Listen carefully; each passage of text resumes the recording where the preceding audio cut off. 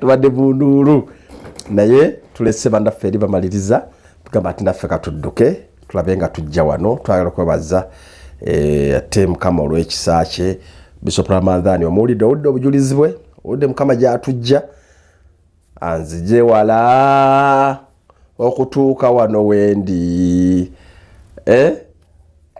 nkugambe kibadde kisa kye ne ffenna buli muntu bw'ayenda okukuterako sitooli ye ebeera nnene neyo kati nga ggwe wakuba totubuuliranga naye n'otubuulira eyo tuswa tetwebisse ne byonna twagala okwebaza mukama nti ate bwe walokoka mukama n'akukyusa gwe atannaba kulokoka naawe ojja kulokoka gwalokose olwali mu crusade eno mu njiri eno yongera kunywera kyenjagala okugamba kuba mmanyi era nzikiriza nti ng'oggyeko abazze mu crusade ne balokoka naye waliwo nammwe abalokokedde mu nnyumba zammwe mu maofisi gammwe nga gwe enjiri ebadde kutuukako ku radio ku tv ku facebook ne ku birala nga naawe gy'oli olokose yongera kunywera mu linnya lya mukama waffe naye ate kati nga bw'olokose kati kati jangu ate otwetabe otusinkane wali salama ate twongere okukitambuza mu linnya lya mukama waffe kale mbagala nnyo baagala ddala abasajja bakatonda batuuse dda ate bazze kugambye bakoowu naye banange okuweereza katonda era bayibuli ntuufu bayibuli egamba muweeyo emibiri gyammwe nga ssaddaaka ennamu entukuvu ekisanyusa katonda nga kwe kuweerezawo kammwe okw'amagezi okitegera emibiri gyaffe tugiwaayo ddala abasajja enjiri bwe kyetandika tebava ku kisaawe n'enjiri nga tendaba kubaawo era baali bajjano nga mbawulira n'enjiri bwe kyebaawo ekifo tekibadde kyangu basajja obasanga bakola basumba naye osanga wali nga basajja bakola ono akutte kino ajjawo kiti ate wano waliwo amazzi ate leeta wirubalo ya mukyanga kola bane mukama abawo omukisa abasajja bano kyova olaba mukama agenda n'ablessing abasajja be abaweereza be n'abawo omukisa gweri nokiika ensingo balabe bagaggawadde bavuga emmotoka nnene baleke bavuge ku mmotoka abasajja bakola gwe watali kwebale gwe singa otuuka wali awabadde crusade wabadde kiyanja neseba abasajja bakyo nekiyanja bakijjeo kati lukalu ne mukama agulumizibwe ateera gwe ngogera mu bulibo okwebaka ate kati gotula buwulizi basiibyewo jjuka tunayo conference basiibyeyo tubadde ffenna mu crusade kakati bano bali wano saawa zino tubate ku saawa 5 ate ku saawa 5 sigamba nti basula wano mu studio ntibagenda kusula wano bavuge badde ewaabwe kyokka balina abakyala badde ewaabwe ate ku saawa 12 bafulume bagende mukunewa kama katonda wabaweereza abo omukisa omusumba mbuuza ku mikwano gyaffe balamusiza abatuuliriza amanya Robert Sesanga okuva ku River Jordan Christian Center Church ku Salama Road nja okwebaza katonda olw'ebikulu byakola ku Salama awo mu kiseera kino ekya visitation katonda atukyalidde era ebintu bingi ebigenda maaso abalwadde bawona abantu balokoka jangu mu kifo kiri ojja kulaba ekisa kya katonda nebaza katonda olw'omusumba David Kiganda atwadde omukisa guno ate okwogera eri amawanga kubanga mmanyi nti si wano wokka naye abantu bangi nnyo abatulaba so nebaza katonda olw'ebyo naye ndi musanyufu nnyo ate okubanga twogera gye muli kubanga katonda atukoze bulungi mu kiseera kino ekyokuwaguza kubanga eno enjiri gye tulimu enkuba olumu etonyamu etugamba tulina okugenda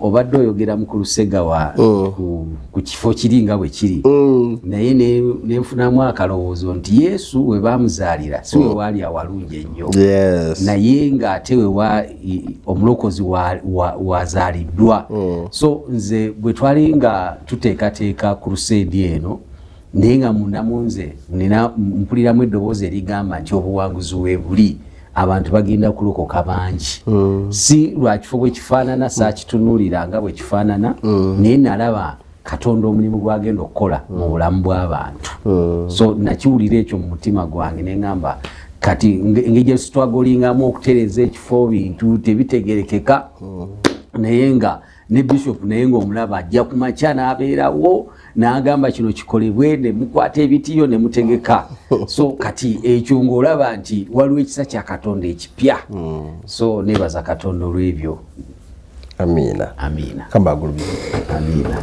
Osumba Fred banjisebo mukama agulumizibwe aweebwa ekitiibwa mu Nazareeti oli oti olabeka oli muko ndi bulungi siri mukoowu nnyo naye nga ndi mukoowu bagamba batya nti nga bakooye kiga kitano nga bakooye naye nga bakyagoberera kati nze neebaza Katonda olw'olunaku lwa leero era kansooke mbabuuzeeko eyo gye muli baganda baffe banyinaffe abatulaba ku Kingdom TV Kingdom Radio naye olunaku olwaleero lunaku lwakusatu ku lukuŋŋaana lwaffe naye Mukama atukoze bulungi nze Ihangane Fred nva ku Grace and Truth Church mukyala wange nkutumidde Erina Ihangane amina nebaza Katonda ku mulundi guno gwokka mbadde nkusaba gwali eyo atulaba gwatuwuliriza gwatwegasseeko gwatulaba ku mikutu egy'enjawulo ku mulundi guno okutandika ekyolunaku olwokuna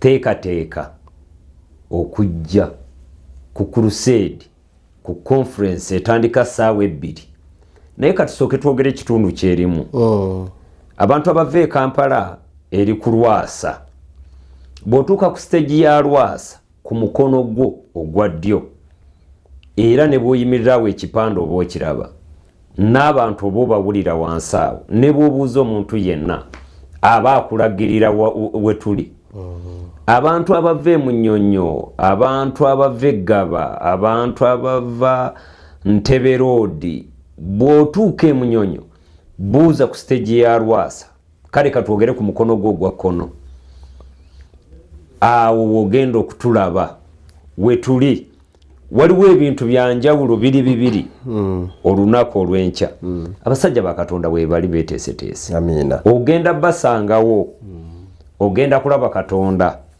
ono gwe tukugambako naffe twamulaba ng'atuyamba kyovudde olaba tetutunuulira bukoowu bwaffe tetutunuulira kye twasiibye nga tukola twasazeewo okujja okutegeeza ekigenda okubeerawo kuba Mukama akoze ebyamagero ennaku zino 3 naye olunaku olwokuna tukulindiridde gwatulaba bannange fissa akadde leeta omulwadde agenda kuwona abazibe bagenda kulaba abalema batambula tuve ku ebyo mujje mulabe Katonda byakola ku kazinga awo amina naye olabe ekifo ekyali ekisaalu kanjogera Oluganda sijja kwogera lutobazi luno mumumanyiridde entobazi zino nema zebagobamu naye eryebadde ennyanja naye Mukama kati yagifudde ekisaawe kati gwe wandibadde ojja n'olaba awabadde ennyanja nga kisaawe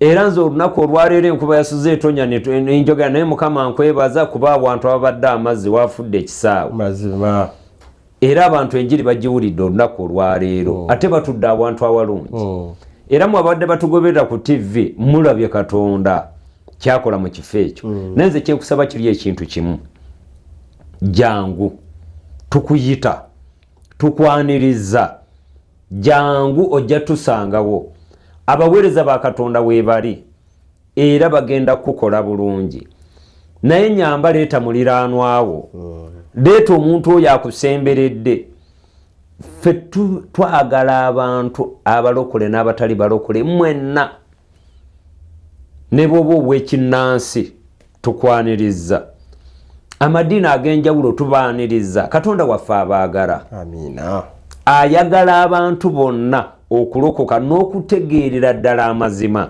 kati jangu olokoke ate omale otegeera amazima ekyo kye mbadde nkusaba ekiro kya leero gwali eyo mu mawanga ag'enjawulo crusade tenaba kuggwa ekyagenda maaso paka ku Sunday ekyagenda mu maaso mpaka ku Sunday ali e Kenya ali mu nsi zonna atulabira eyo osobola okulinnya n'ojja crusade ekyaliwo nowetwalira ekyamagero kyo n'olaba Katonda byakola Katonda ono atuyambye naawe nkusabira akuyambye ojje olabe Katonda byakola era ebyawandiikibwa birungi kuba bwayogera nti bwe yayagala ensi n'awaayo omwana we ensi ye ggwe ayagala gwe era gwe jangu olaba obulokozi bwa Katonda.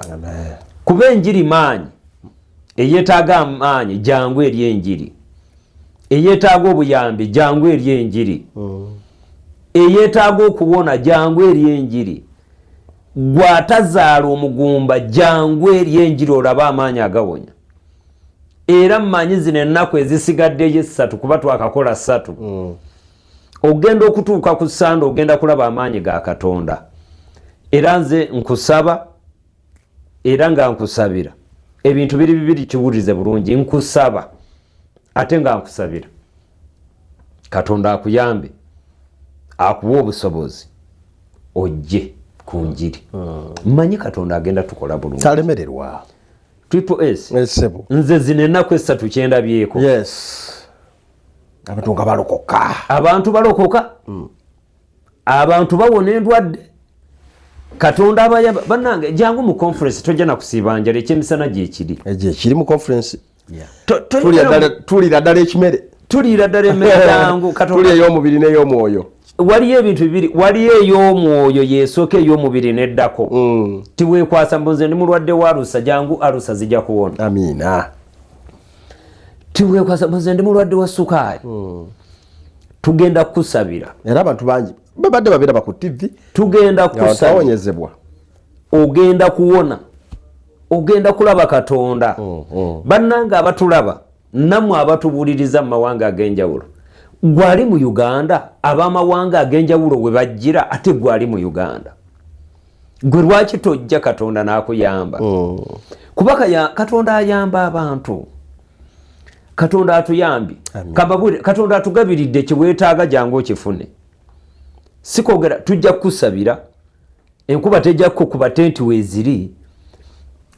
Twakuteekateekedde. Teri mulala twateekateekedde gwatulaba. Kati gwatulaba gwe twateekateekedde. Gwe neetegereza.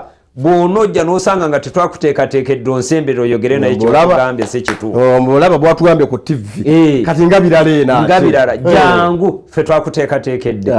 Sebo Triple S twateekateekedde abantu naawe kasita twateeseteesebwa munaawe. Ate tukyateekateeka. Era tukyabateekateekera. Waliyo olunaku lw'abasumba. Olw'omukaaga lw'abasumba. Omusumba agenda kujja ne mukyala we. Ekyuma kiwagala kinne waakyo jangu bakuwagale. Oddeyo owagala abeewuwo. Amiina.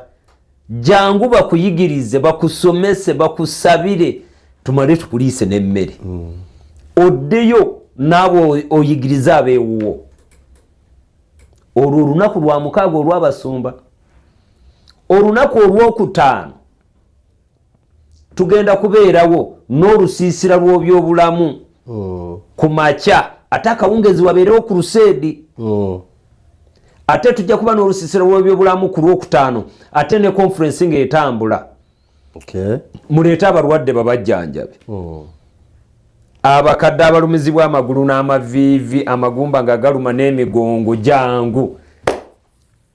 Tulinayo abasawo bagenda kukebera, bagenda kujjanjaba, bagenda kuwa eddagala mudde mu tenti bakubuulire enjiri bakuliise n'emmere oddeyo ewuwo. Kirabika ekibulako transport. Naye manyi tugenda kusabira Katonda agenda kuwa essente zikuleeta n'ezikuzaala. Amiina. Kuba Katonda mulungi. Yes. Era omwami ono yagenda okubaleetera abasawo okuva ku makya ssaawa 2 mujja basangawo. Omusumba Ssesanga yagenda obaleetera abasawo okubajja ekiruddu. Abalala bagenda kuva wano mu malwaliro ga Mengo, Mulago, jangu. Omusumba Kiganda abateekateekedde. Bishop abateekateekedde. N'abaweereza abalala. Mujje Katonda agenda tuyamba. Kankubuleko kino Triple S waliwo ekintu kye twerabidde mu bintu byonna. Kirwa. Twerabidde ekintu eki. Nti abantu b'Essalama Mukama yabakyalidde. Bananka mbabuulira Uganda Mukama yatukyalidde. Yatuwadde abaweereza be nga bakulembeddwamu Bishop Kiganda. Olunaku olwaleero Bishop Aramanzani obujulizi bwawadde. Nze mbadde ntudde mu katebe ninsituka nimpulira ekinyegenyege nga kinga. Duka ogende weetwalire ekyamagero kyo naye mbadde nziruka okujja wano.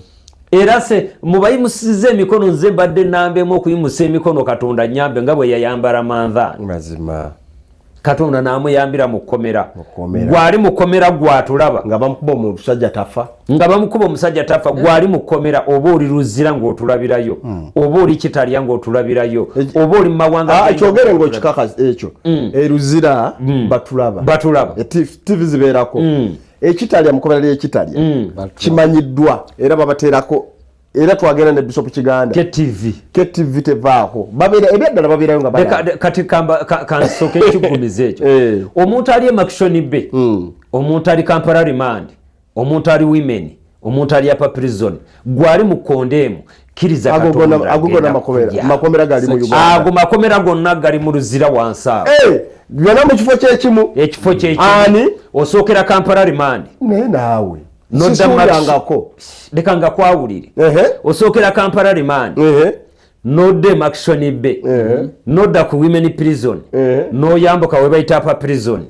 awo we wabeera abazze ejja Nagomola naye Katonda agenda balokola mu jjanago wagendayo kubisoma nagendayo nange waliweza kulya njiri nali namusibe naye Yesu yandokola ngamusumala banzani nange nali musibe nange ng'akuwadde obujulizi nze nali musibe tuweyo katikale katono nnyo nze banteekako omusango omanyi nze siitya Katonda nze waliwo omusajja gwe nali nkayanira naye ettaka nga twaligula wamu nanteekako omusango mbunde epinza omuwala ne bantwala Luzira bansiba emyaka 14 naye nakolako emyaka 5 Mukama nansumulula wamala Luzira emyaka 5 gwe tuli naye wano nze atudde wano ate oli yamalayo ebiri Mukama nze tiwali Mukama ebintu byatakolanga tiwali kyesimanyi 5 years ng'oli mu kkomera kati wagenda okubenga ettaka gyo weeriri ettaka nga weerina Mukama yannyamba era lyakuddira naye Katonda akola bulungi kasooke mbabuulire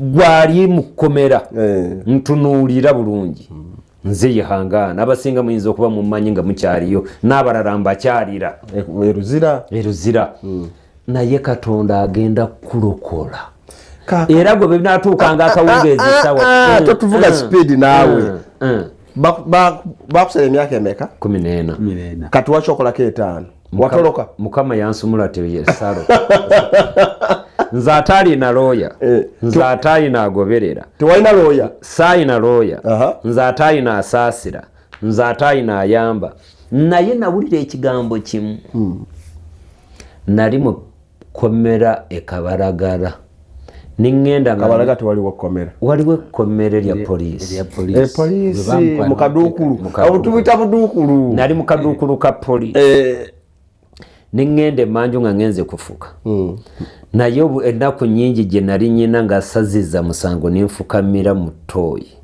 nimugamba naye Mukama gwayamba olwo wali olokose nali mulokole nga njogera nti naye Mukama ayamba abantu nze nga lwaki tonnyamba nawulira eddoboozi nga liŋŋamba Yehangane ŋŋenda kuyamba siriddangamu naddiwulira ddoboozi ng'eryo kuba lyansanyusa nentulika nenseka abali mu kkomera ne boogera laba omulalu naye Katonda yannyamba bansiba emyaka 11 nakola emyaka egi 5 nali ŋŋenda kuva mu kkomera 2-3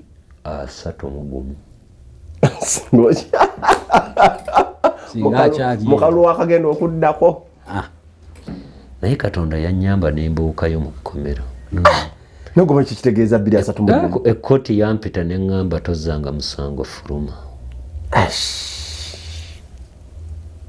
nga tokikakasa nga sikikakasa n'abewaka nga tebakikakasa naye kyenkugamba kiri kimu oye Katonda gwandaba kkiriza Katonda gwe nakkiriza agenda kukuyamba abasinga mummanyi mwali mundabyeko n'abasinga mbasanga wano mu kibuga kyaffe Kampala nga nkusanga ovuga bodaboda noyogera pasita nyamba kankubuuzeeko naye kambabuulireko baana ba Katonda ffe ab'Essalaama Mukama yatukyalidde kati naawe ali ku TV Mukama yakukyalidde gwali ku leediyo Mukama yakukyalidde gwatuwulira ekiro kya leero gwatulabira mu nsi yonna gy'otulabiramu Mukama yakukyalidde amafuta ge gamu agali ku kasaawe ge mafuta ge gamu kati gwolaba akaseera kano mmanyi nti Katonda agenda kubayamba mmanyi nti Katonda agenda kubakyusa kuba ebyawandiika bindaga nti Katonda kyekiddukiro Katonda ge maanyi kati ddukira wali ku lusedo olaba amaanyi ga Katonda teekako TV eno obutagijjaako buli lunaku gwali ewala tasobola kutuukawo gwali okumpi tuukawo boli mu bitundu by'e Kampala wano wali badde ojja gwe kati ali mu bitundu by'e Kampala kikyandi bali kikolobera abali e Buziga twaniriza abali e Buziga abali e Kabuuma Salama Road Kansanga awo wonna n'ebitundu ebiriraanyeewo ng'okyakunga abantu abo twali wano nga tuli mu nteekateeka nga ffe tutera okugendayo ne tuvaayo naye wali wano n'otubulira akatundu ako ate yakabeerako yatubulira akatundu ako naye byonna nga we yabyogera wano otandise obbira addaba akatunyonnyo waliwo kyeyalekayo n'obusamize oba yabwogera waliwo omusamize jo yabadde aloga yazze musajja musamize musiraamu kati yazze mu crusade ng'aloga kati senga nalongo Madiina mulutadi senga nalongo Madiina namulaba kati nagamba omwana wa TV nabugamba omulogo oyo mutunuze mu kamera omukasukayo ku screen kati ate omwana kyekyo abadde oba yambuzabuzizza kati ate omwana n'agenda n'akwata ebirala senga bw'atasibazikwera najja n'amugamba omulogo n'amwatulira gwe mulogo gwe ne bw'olwokola otya amajiini gago yadde mu kakanzu keeru olaba wamulabye anje twadde mu meeting n'agamba nti omulogo yabadde aloga awo kati olwamaze omugira bw'ati omulogo nadduka yemuludde bwemuluzi kati tuba tugamba nti tugamba mu katundu ako ebimu ndowooza abantu abamu nga ku Salama Road edda yaliko abalogo bangi era bw'oba oyambuse ku sayidi z'ebuziga eyo waggulu waliwo twali tugulira ddo tuddo ne tutuukayo waliwo akafo bakayita Holy Press ojjamu engatto naye nga kabasamize kali ewaggulu bakatuma nakatukuvu naye kugamba ekitundu ekyo kyonna kyalimu abasamize bangi era kyovulaba nti kati bwe buwanguzi Kristo bwaleese mu kifo ekyo kati ekabuuma wonna tebanywedde banywa emindi baloga era naffe okuliraanaawo nga wetuli waliwo essabo wetwagenda waliwo lye baatulengezza eririwaawo waliwo essabo eririawo mu muti gw'omukunyu liri mu kasolya waggulu era okalaba akasiisira kali waggulu yakazimba nga kakalina so kati abasamize bangi naye ekyo tekitukanga kubanga Yesu muliro Yesu muliro era abaloga era twagana bubbaaniriza kubanga omanyi sitaani agenda n'akuziba amaaso enjiri esobola okujja n'ogamba abo abalokole nga tobirabawo naye Kristo bw'ajja mu kitundu n'aleeta amaanyi n'akozesa abasajja be ab'enjawulo okubuulira enjiri kitegeeza agasse amaanyi ag'enjawulo okujja okukakasa gwe aloga kubanga mu kitundu ekyo abalogo bangi era n'abasamira naye abo tebatukanga kubanga Yesu engeri gye yazze neyefuga ekitundu ekyo era tukkiriza nti nabo crusade negenda okuggwa nga abamu ebintu babireese infact ku Saturday Bishop yabagamba nti ku Saturday bajje nga bagenda okubabatiza infact waliyo okubatiza osobola okuba nga obeera mu bitundu byeyo nga tebakubatizanga ate naawe atulaba nga wakalokoka jangu bakubatiza omukisa guno gwetwalire babeere nga bakubatiza kubanga bayibuli mugende mubulira enjiri akkiriza n'abatizibwa aliokoka so kati kyotegeeza Musumba nti nibo banga obadde mulokole naye nga tobatizibwanga omukisa guzze so kati omukisa ogwo Musumba Fred abadde ayogera neŋŋamba buli olunaku olukya lubeera lwanjawulo kati olwaleero lusinze ku lwajjo okitegeera kubanga lanchi ebeerawo naye nga ate tulya buli naku nnyama era nawuli nakunga abantu ne bagamba bannaaye abali ng'owulira omutima ogw'okuyimiramu n'obuweereza buno osobola okutuwagira ne tuliisa abantu kubanga abantu teri alidde bubi abantu balya nnyama buli lunaku tooke muceere byonna bibeerawo so era njagala okutwala omukisa guno okubwaniriza abasobola okuyimiramu n'obuweereza ojja tuwa enamba ali eyo asobola okutuwa omuceere asobola okutuwa ennyama asobola okutuwa ente oli aleeta ente wano tulye ente tugisale ku lw'omukaaga okitegeera ogamba abantu basobole okuba nga basanyuka kubanga yesu gwe baabuuliranga edda si owakaakati kubanga edda twabuulira ne tutambulanga naye kaakati abantu tulina obbalaga nti yesu asinga amaanyi asinga eddogo ate nno ssebo ne yesu yennyini ebyo yabulyanga enjiri naye ngaera aliisa abantu era ng'akuŋŋanga bwe tukuŋŋa nti abange ani alina ebigaati awo ani alina ebyennyanja awo nebafayo abalina ebyennyanja yakikola bulungi yabuulira abantu ennaku 3 kati bwe yali abasibula n'agamba bayigiriza abo temusiibula abantu njala bajja ffira mu kkubo batuule mubagabule era n'aliisa abantu abasajja 10,000 nga tubaze bakazi n'abaana ate abakazi n'abaana be basinga ogenda olaba olukuŋŋaana olwo kati ebintu bibiri wano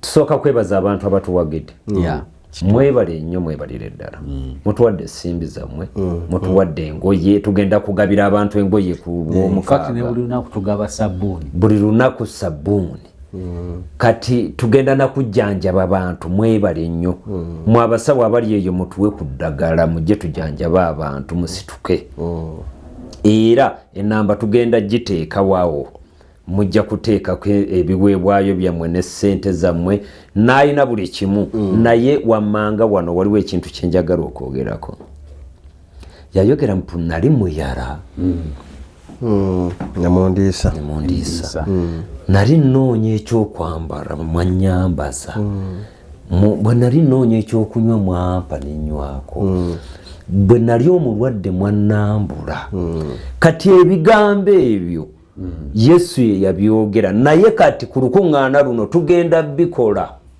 tubikola ffe naawe babiri gwe kyotuwa kyetuwa abantu kyotayina kyetukuwa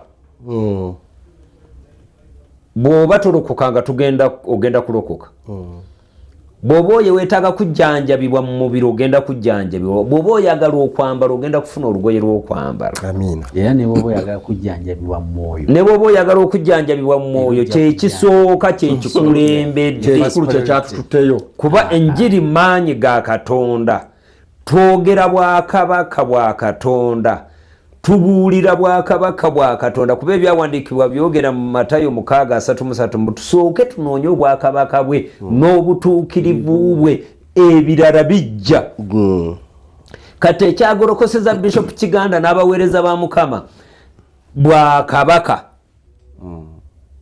kati obwakabaka bwe tubaleetedde twogera ku kabaka abatali bano bakabaka b'ensi twogera ku kabaka w'abakabaka gwe tuleese kati bwe tuba twogera kabaka w'abakabaka nkutegeeza gwali eyo atulaba bannange tubadde twogera nenzijukira abantu Kampala eno nga bwe yeetooloddwa abantu abayitirivu wano tuli Mengo Kisenyi mu Kiganda zone kati abantu b'e Mengo abantu b'e Namirembe abantu b'e Nateete abantu b'e Wakaliga mwenna abantu abali mu kitundu mu Kampala district ne Wakiso ne Mukono tubaaniriza kubawo kumpi osobola okubeera ku Crusade n'oddayo ewaka kuba nze ndabye omwana abadde ku Crusade nga manyi ntasula Maganjo asula Kawanda naye ng'aliko ku Crusade kati mbadde nkusaba gwali eyo jangu olabe Katonda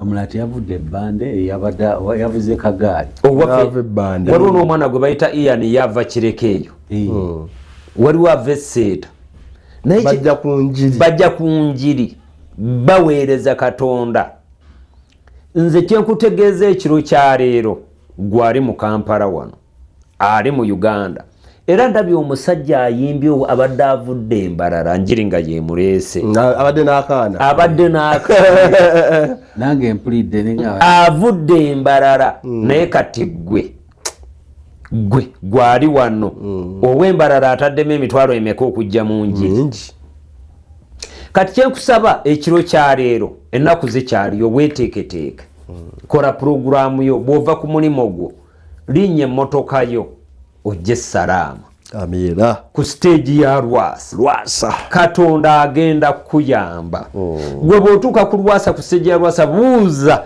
ku lusede eriwa n'ebyuma ojja kuba ababiwulira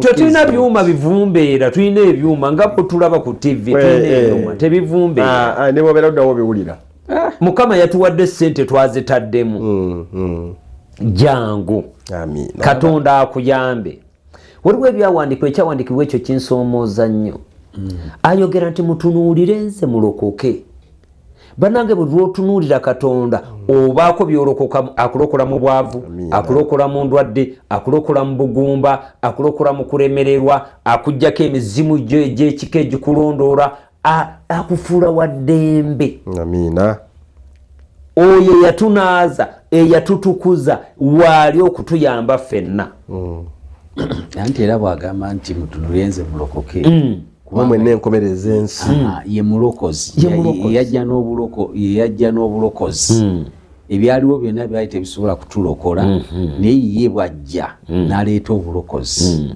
era ndooza era ne bayibuli egamba nti bwe muliyawula ebyomuwendo mbitagasa omutali byamuwendo kino kyekiseera bwe tulina okwawulira ebintu ebyomuwendo kubanga Yesu Kristo wa muwendo esookera dda tolina kyowaayo tosasula ssente oleeta just mutima gwo omutima gwo kasita oguggulawo eri ye n'atandika okuyingira mu bulamu obwo ojja kulaba ekisa kye kubanga ye yeetaaga mitima gyaffe era ekyavaga nti omuntu akkiriza na mutima gwe okwewa obutuukirivu mu kitabo ky'Abaruumi akkiriza na mutima gwe okwewa obutuukirivu so yayagala bulamu bwaffe kati tulina okuvaliwinga Kristo ono nti asinga ebirala byonna ebisobola okututwala obudde omuntu asobola okuba ne ssente naye nga teyeebaka ng'otutubuze ng'aziina naye nga otutubuze naye bw'ojja eri Kristo agamba bw'ojja gy'ali owummula era yagamba nti emirembe gy'engaba ensi si gy'egaba so abantu bangi bali eyo oba ku lw'essalaama oba luddawa nga tebalina mirembe naye ng'alina ssente ziri ku akawunti azitunuulira naye ng'emirembe gimubuze so twagala obbakunga nti ekisa kya Katonda weekiri waliwo okukyalirwa okw'enjawulo twagala obbategeeza bannaaye ab'emikwano mujje mukkirize Kristu mujje mulokoke infact enamba yiyo bagitaddeko screen osobola ogiraba ayagala okuyimiriramu n'obuweereza buno ayagala okuwagira bannaaye muleete kubanga buli lwoto olaba ne Kristo omwana yaleeta emigaati Yesu n'agisabira n'ebyennyanja n'abiwaayo otherwise yandigambye kakati kange nembifuule bufuuzi n'abantu byava mu bantu in fact byava mu bantu kati era naawe oba okoze kyamaanyi nnyo ng'oliisiza abantu ku crusade ng'oliisiza abantu toli bulwa mmere ennaku zonna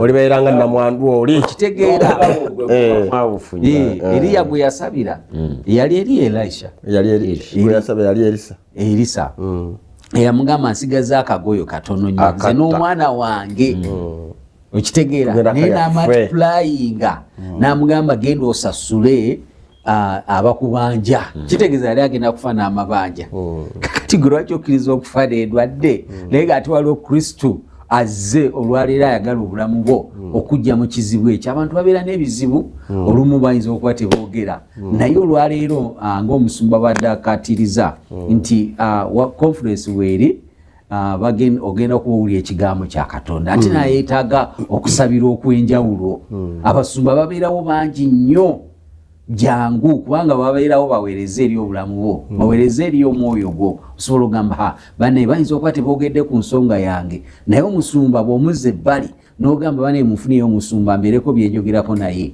bajja kukusabira era ojja kusumululwa era kyetuva tubayita bonna abali eyo oba olina byoloota ebitategerekeka osula tebwebase ologootana olina ekirwadde ekitategerekeka nange nja kukwesa omukisa guno okwa ku bujulizi nti nali mulwadde nagenda emenga awo ne bankebera nga system yano yali yakolaki ne bateekamu akuuma ke bayita endoscope wali wabaaki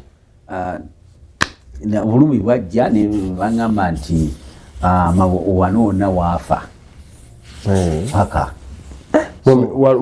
tegiba mimiro wano nanga wafa banteekamu akantu nga babiraga ku TV. Naye Mukama yansaasira sijja obujulizi bwo kyekugambye kyejagadde okuyisaawo nti Katonda awonya n'ebyo ebirwadde abasawo bye batalinaako ansa bye batalinaako kati akuma bakakugjamu akuma bakajjamu ekyuma siri mu kyuma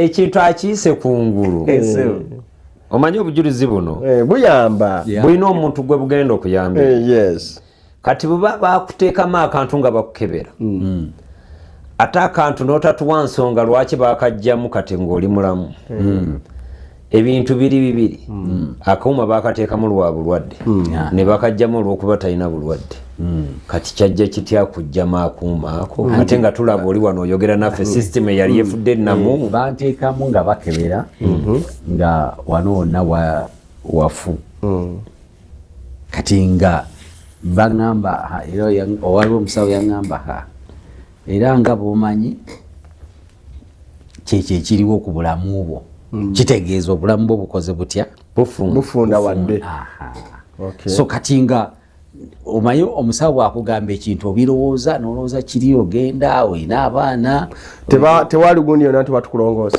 anti baali baŋŋamba nti bwe bannongoosa balina okusala ne bateekamu akapulastiki kati ate egaali amagezi bateekamu akapulastiki kati yaŋŋamba balina okusala ne bagaziyawo bwe bati ne bateekayo akantu nga kokozesa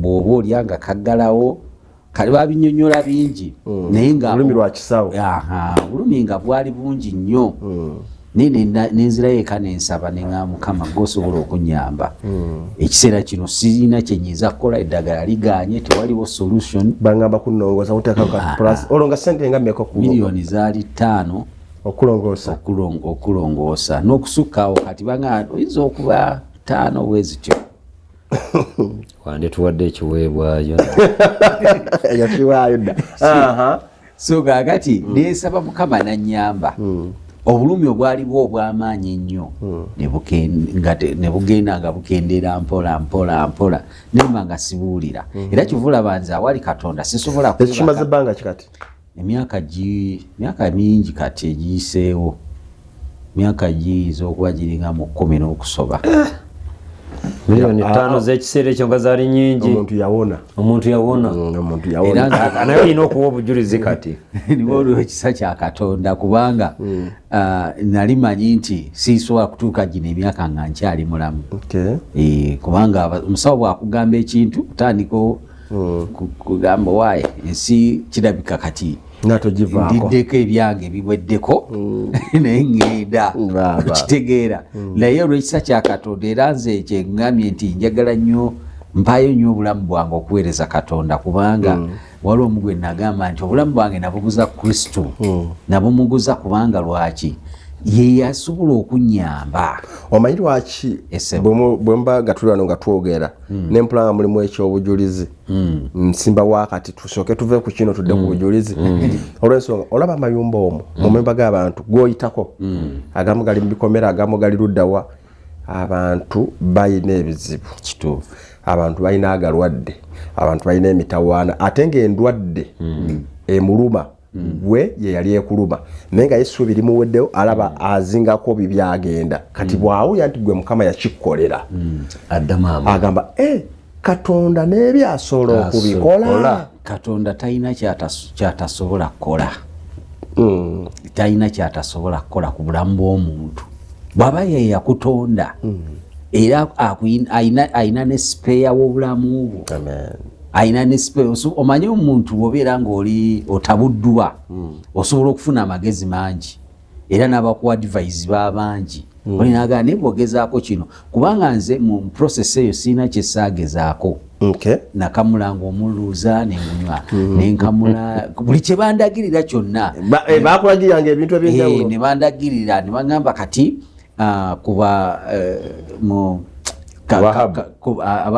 kuba gundi cabbage ogikube oginywe buli kintu ne baŋŋamba kuba amatooka ago omulala n'aŋŋamba gira kamulali ebintu bingi nnyo bye nagezaako era sirina kyesaagezaako nebiremwa mpozi kyesaagezaako ogendako mu ssabo niryo saagendayo kubanga nabanya teri buyambi wali oyina Yesu nali nina Yesu obwedde kati nga toyinza kugamba nti gendako ewo omusabize akuyambye ekyo saakikola era namanya nti teriyo buyambi nebino kabeji ogenda ali mu bino n'ogigula n'ojja n'okamula n'engikuba n'onywa era mukyala wange nja mwebaza kubanga ebintu bingi bye namutawanyanga olumu yafumbanga emmere jjukira bwe nalyanga emmere nga wano mpulira omuliro neŋŋamba oba otaddemu biki nemuyombesa nangamba sina kyentaddemu jasa ebintu byagadde kuluma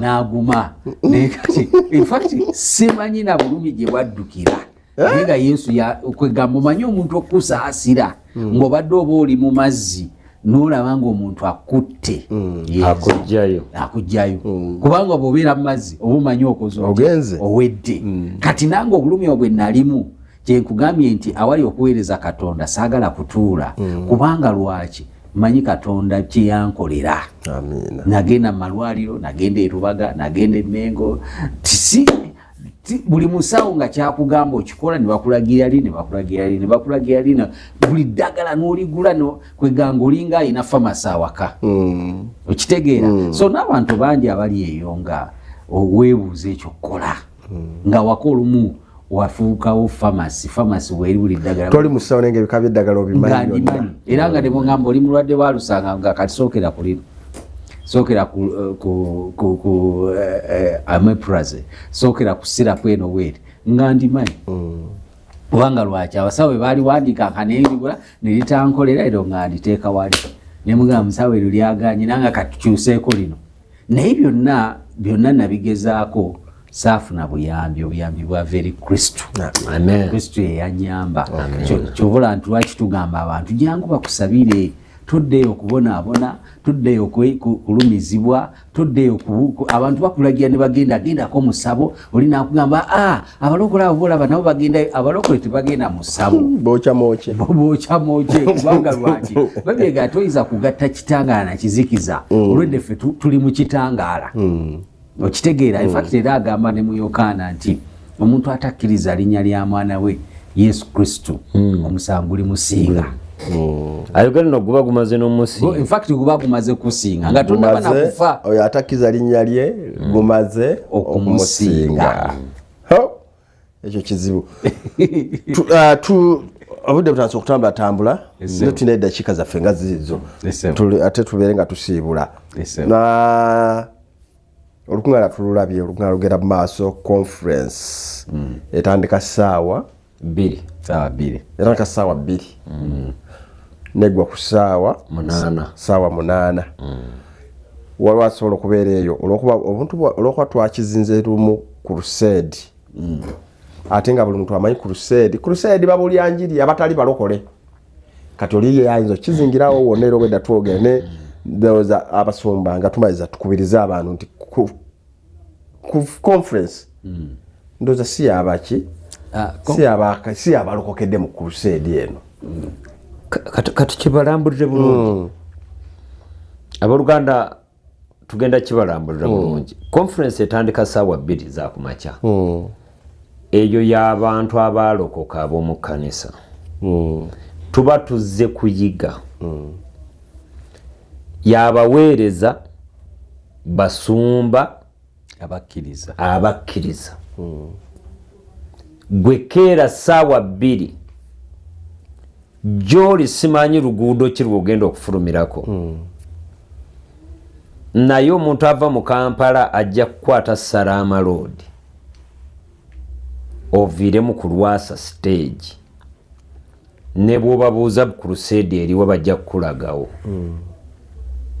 era ku mukono gwo ogwa ddyo gwava mu kibuga naye gwava sayidi Busaabalagaba Ntebe bw'otuuka Munyonyo bagambe oviiramu ku Lwasa ku mukono gwo ogwa kkono ogenda kusanga abasumba bagenda kukuyigiriza awooluganda enjala tejja kukuluma tiweeraliikirira kyanjala tetwasiibye ffe ekisiibo twakivuddemu ffe abalokole tusiiba tetunaba kutuuka ku lunaku olwo.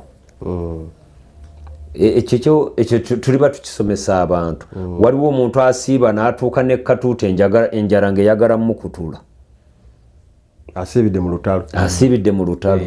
Weteekerateekera mu lutalo. Osooka kweteekateeka nga tonaba kuyingira lutalo. Naye kati gwe jangu bagenda kukuyigiriza, bagenda kuwa ekyomwoyo n'ekyomubiri. Gwe yalokoka mulokole omukkiriza gwali eyo. Omukkiriza yenna ne bw'oba bishopu tukwaniriza, n'obw'oba apooso, evangelist, n'oba mukrista, ne bw'oba walokose eggulo tukwaniriza. Jangu oyige. Conference etandika ssaawa 2 paka 8. Olufuna ekyemisana ssaawa 8 tuba tweteekateekera ku luseedi. Yes. Naye tubaaniriza mwenna. Tetusosodde. Bananga basumba musindika abantu bamu. Yes. Tugenda kuba baddiza timugenda kusigala. Ate n'abantu beesindike. N'abantu bennyini.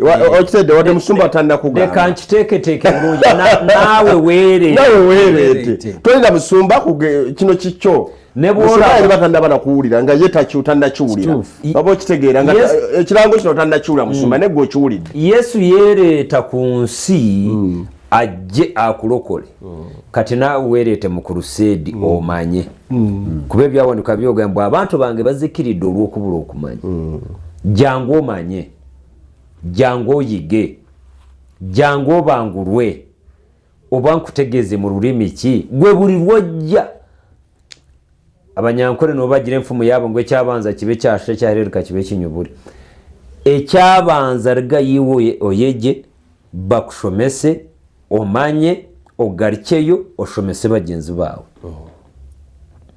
Abanyarwanda bene wacu muze mwige. Bakwigisha. Nurangiza kwiga uzagenda wigisha bagenzi bawe. Ariko umenye ngo Imana yahamagaye wowe wenyine ntabwo yigeze guhamagara n'ubundi muntu. Bananga b'Oluganda Katonda yayita gwe wekka. Bwe waliyo yatula obulokozi wabwatula gwe wekka. Eggulu bw'oba oluyingira gwe wekka. Ensi bw'oba ogivaamu. Ensi bw'oba ogivaamu wekka. Baba bakuba kuziika. Oyingira ntaana wekka. Waliwo famire yafa bantu baali oba bana. No, baba bali mukaaga. Baali mukaaga. Ne basima ekinnya lumu. Ne bwe baali bagira entaana bazaawulamu obusenge buli muntu alina mu kasenge kake.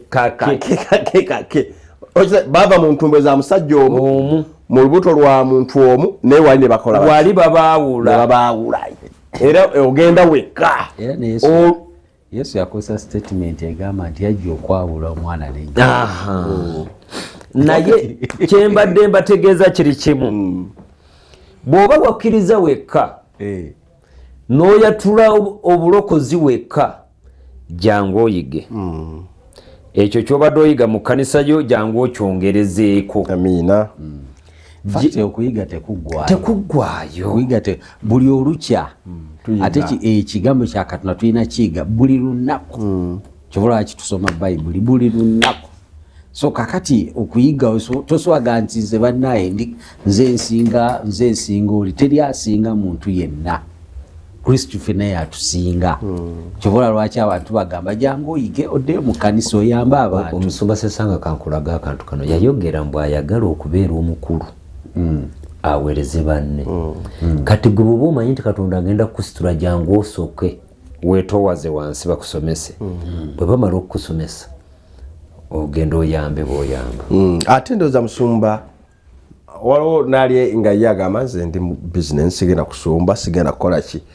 Wadde togenda kusumba oyinza okuba togenda kuyingira mu kwaya naye nga gwe oli mukozi wa bizinensi gwe walokoka oli bibyo tolowooza nti nze ngenda kukola ki ngenda kuweereza naye ne bw'obanga togenda kuweereza nze ndowooza era weetaaga okumanya kituufu. Kubanga Bayibuli egamba nti bwe mulimanya amazima n'amazima gali bafuula ebiddembe.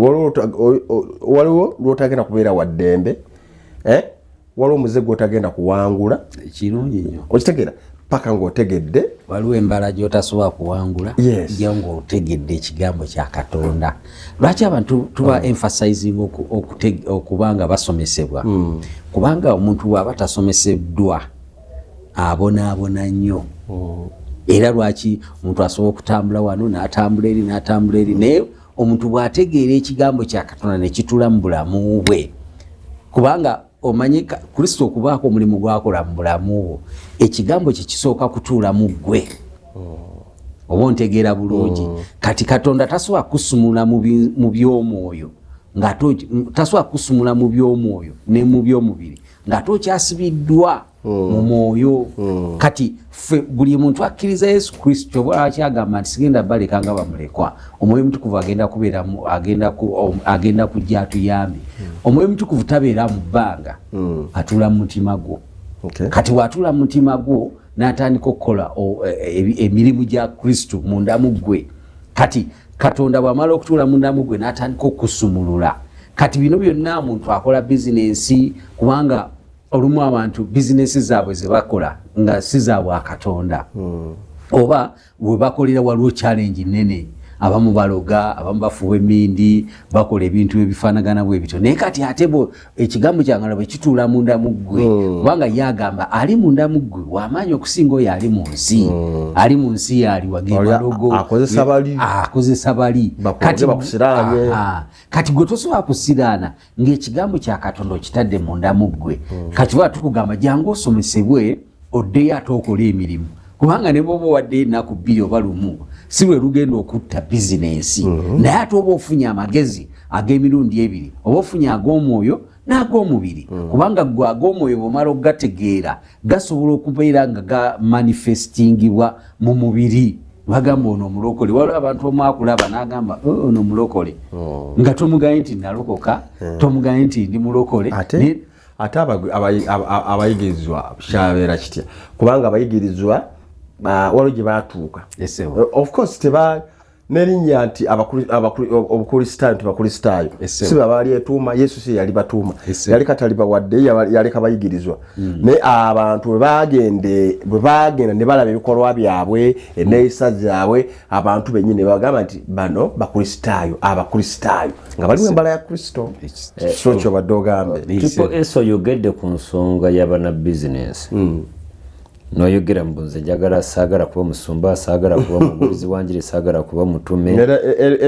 Ebyo by'abasumba abaagala okusumba, abaagala okweza be bagenda mu ebyo. Kati nkusaba nga ntunudde mu kamera yange eno, mwana wa Katonda bw'oba wakkiriza Yesu okubeera omulokozi wo,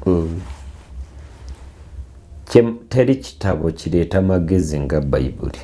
Kituufu. Teri kitabo kisomesa bizinensi nga Bayibuli. Teri kintu kiwa magezi kikulemberwa Mwoyo Mutukuvu nga Bayibuli. Lwakuba obuluusi abalokole ffe titutera kweraga mbu tuli bagagga kukwata essente ngo tuzisaasaanye. Naye nga tuli bagagga, naye obugagga tubujje mu kumanya Bayibuli. Amiina. Kati olanga bwe njogedde mu bwetoowaze obungi, gwali eyo ng'oli muna bizinensi, jangu conference owulira amaanyi ag'okusomesa obugagga kyeki. Kuba tugenda kukusomesa obugagga kyeki, obukola otya, ogumiikiriza otya, oyingiza otya, ofuluma otya, obukuuma otya, kampuni eyo oyinza ogiyimirizaawo otya. Ekyo byonna Bayibuli. Bannanga abasajja bakyasinza obugagga bonna basoma Bayibuli. Bali mu Bayibuli. Sulumani yasaba magezi naye Katonda yamuwa obugagga bw'otalabangako. Tiyasaba kutta balabe. Tiyasaba kutta balabe, yasaba magezi. Naye nga yali abayina. Olaba ne Queen wa Ethiopia yagenda okulambula omusajja eyasaba obusabi amagezi, Katonda ate n'amuwa obugagga. Kati gwe jangu tugenda kusomesa obugagga kyeki, obugagga obukola otya. Atali mulamu takola bugagga. Ate ekijja amangu ne kikula amangu kifa mangu. Jangu tukulaga ebintu nga bwe bikula mutendera ku mutendera tukulaga abantu nga bakuuma ebintu omanyi obugagga bwojje mu bulokozi bulinga zaabu eyita mu muliro naye tefa amaanyi gaayo kuyita mu muliro kati jangu tukulage amaanyi ag'okusomesa omuntu obugagga conference eno tugenda kusomesa bugagga mu kuyitira mu kigambo kya Katonda bannange mujje Katonda agenda tuyamba ffenna kyova olaba Yesu bwe yajja mu Luka ega afukiddwako amafuta okubuulira abawombeefu ebigambo ebirungi okusiba emitima egimenyese okusumulula abasibiddwa omanyi buno obwavu obusumululwamu bwekiri n'obutamanya nabwo obusumululwamu n'obujja omanyi kubanga akola business naye ng'olina obujja ku balala kati ezo zonna principles omuntu alina ozitegeera nti wemba nakola business n'okubanga nkola business naye ng'ate njagaliza n'abalala sikosa munnange omuntu ayinza okulaba ng'alina bakasitoma n'agamba awo yalabika mulogo alabika gy'alaga kati gwe n'ozimba omutima kati abamu abakola business bayinamu mentality eyo kati n'abanga yeeyagaliza yekka kubanga lwaleero mu nsi muno mwe tuli Katonda alina abantu baleeta nga bayina tuyita mu mikono gyaffe abamu tetwazaalibwa nabo naye nga Katonda abakugasseeko n'akugattako omuntu ng'ayagala gwe Kristo ali mundamu gwe asobole okumukyusa kati naawe akola business nga walokoka business esobola okuba ng'olaba nzibu naye giwe Kristo okakane omanyi bw'obeera mu Kristo olina okukakana kubanga bw'otakakkana n'obeera ku pressure n'oweeraliikirira kiri ebintu oluyinza obutabifuna kati ekyo naawe akola business omukisa weeguli musumba okoze statement ennungi bw'obeere mu Kristo omuntu buli lwabeera mu Kristo kuba Bayibuli eyogera nti bwe mubeera mu nze n'ebigambo byange ne bibeera mu mmwe musabe kyemwagala mukiweebwe kati nze nga ndaba eddakiika zitugendako kansooke mbabuulire kino baana ba Katonda gwali eyo kwata kyolina kyonna jangu conference gwe yalokoka gwatannalokoka kyangu conference ne crusade amaanyi ga Katonda weegali muleeta abalwadde muleeta abanyigirizibwa Katonda agenda tuyamba bannange bino bitwogerera wano olunaku olwaleero lwakusatu kyetwogerera wano Katonda agenda kikola gwe tambula ojje gwe weeteekemu ssente yo olinye takisi yo olinye booda yo ovuge emmotoka yo parking tuyina emala security tuyina Katonda ajje salama bw'aba ali mu kibuga ndoza mu usaafi weeziri paaka enkadde weeziri ne mu paaka empya paaka zonna weeziri neno wano wansi bagiyita Gwanda paaka ya wano wansi abasajja balaba paaka naye mweziri ezisalama weeziri Shaza bajje amina nga tufundikira ebigambo byaffe obudde bulabika butuweddeyo musumba nga tufundikira tumaliza naki kikyomaliza n'abantu abatulaba kyemaliza nabo kubayita bajje n'ekirala kuyimirira wamu naffe mu lukuŋŋaana luno kuba tukyetaage kati kansooke mbawo ennamba ekyo okiddeko kubanga abali ku TV bo batulaba naye abali ku radio bandiba tebagiraba nga bo tebagiraba bateekeddwa okuwulira mpulira abali ku TV yiyo n'abali ku Facebook yeeyo kati abali ku radio mwebe nsomera ali ku radio osobola okukozesa noti 778 12 11 11 noti 778 12 11 11 eyatero eri noti 759 5 69 6 noti 759 5 69 yesebo musumba obadde oyogera ekyo nempulira munda toyinza kungulira gy'otaasigira so tusige mu bwakabaka bwa Katonda Katonda agenda ku multiplyinga. Manya abantu abamu tetwesiga Katonda ne sente zaffe.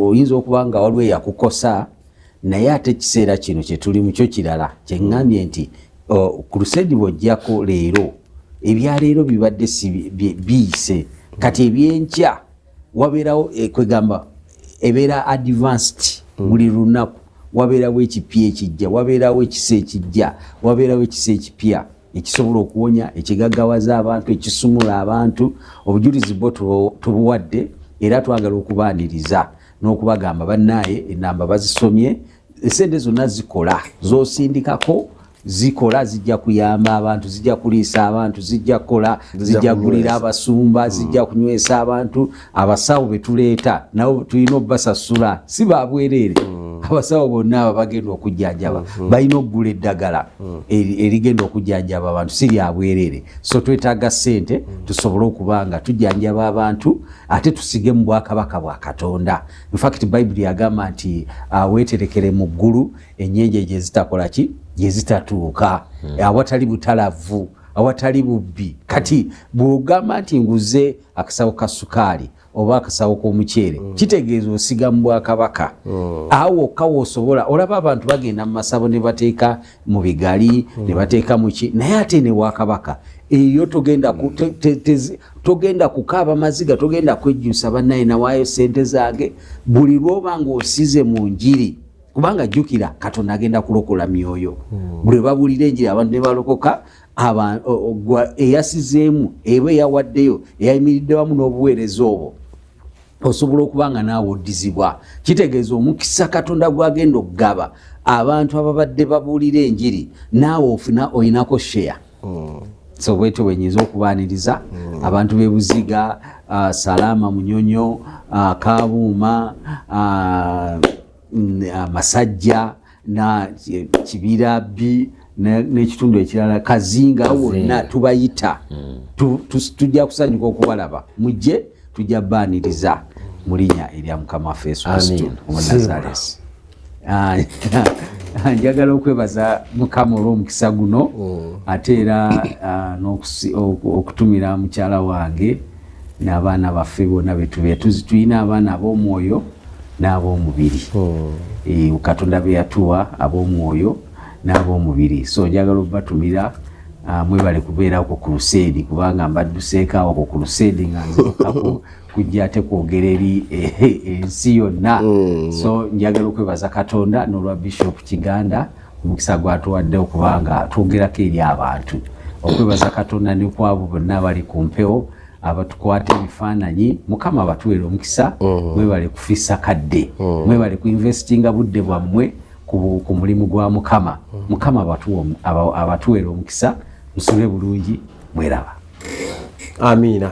Suma Fred wanjise ebigambo bwe bityo byose mbyayo ate tusiibule. Mukama yebazibwe nebaza Katonda ku lw'abantu b'e Salama ekisinga byonna nebaza Katonda ku lwa Bishop Kiganda eyatuleetera omukisa guno okuweereza wamu naye n'atuleetera enjiri e Salama naye buli muntu yenna atulaba yenna ng'oli mu Kampala n'emiriraano ali e Mukono ali Empigi ali Entebbe mwenna tubaaniriza crusade mujje buli kintu kyonna Katonda yakikoze dda Katonda agenda tuyamba Katonda agenda tulokola Katonda agenda tusaasira Katonda agenda kukyusa obulamu bwo byangu naye sisobola kuva wano kuba ebyawandiika bindaga nga sinaba kusiibula omuntu akkiriza na mutima gwe n'ayatula n'akamwa ke okuweebwa obulokozi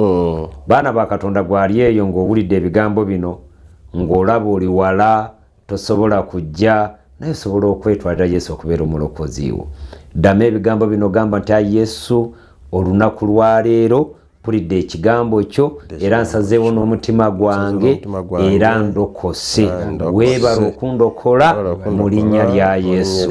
Kati kyenkutegeeza kiri kimu olunaku lwaleero funa ekkanisa ekuli okumpi okuŋŋaane kati kaneebaza abantu abali mu control room aba kamera sebo triple S webale tukyaza mu kifo kino amagulumizibwe sebo era mukama akutuweera omukisa webale tukola bulungi amina era okuyimirira naffe era olaba enziruka gye tudduseeyo ffenna ku crusade gw'otunoonyeza n'otugamba bannange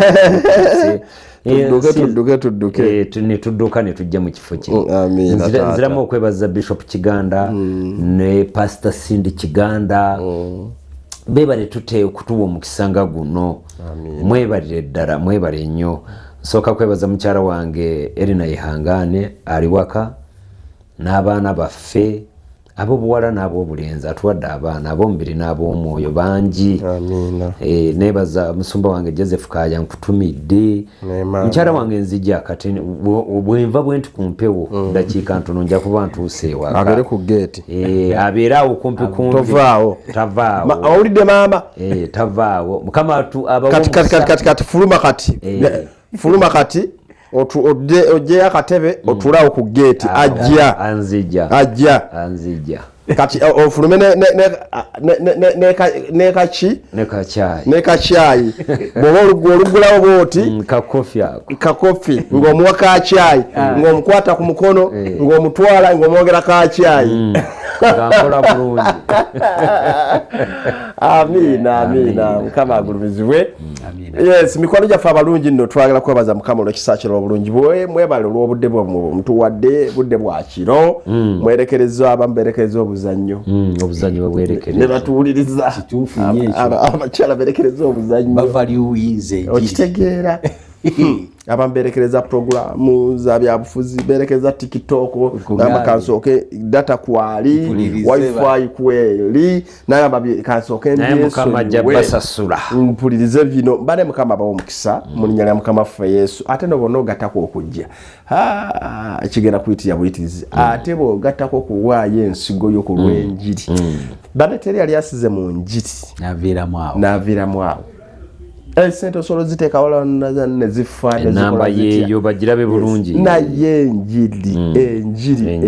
enjiri wage maanyi ga Katonda agalokola kama bawomukisa nange mbatumidde mwenna mbaagala nnyo baana ba mukama mama wange Max Chobe nkutumidde mu linnya lya mukama ffe Yesu mukwano gwange Kizito Mukalazi n'omukyala mbatumidde abahomiziddala mwenna gye muli njagala bagamba nti mukama bampeera omukisa ba headmasters bekyebando Kamokya Gayaza mwena batumidde mbaagala nnyo mu linnya lya mukama ffe Yesu Kristo omwana wa Katonda